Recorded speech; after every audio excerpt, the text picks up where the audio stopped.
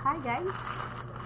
Nag-open tayo ng parcel kanina. So, ito yon, hub ng bike. So, tingnan natin kung anong itsura. Yan. TikTok to siya sa TikTok. Ganito pala. Yan. Then, may partner siya na ito. Hindi ko alam kung para saan to. Mahaba siya. Yan. Hindi ko alam kung para saan to guys. Ayan. So, ito yung ano niya. Yan. Di ba guys?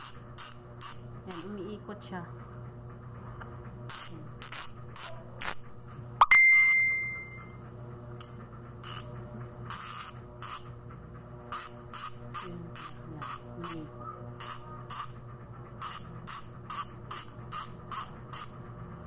Mabigat siya guys. Ayan. Mabigat. Maliit. Pero mabigat. Mahal din. So, yun lang.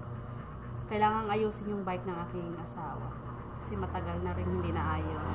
Para makatipid sa pamasahe. Ang mahal ko kasi ng pamasahe ngayon. Magbabike na lang daw siya. Ayan. So, yun lang guys. Thank you for watching. Bye!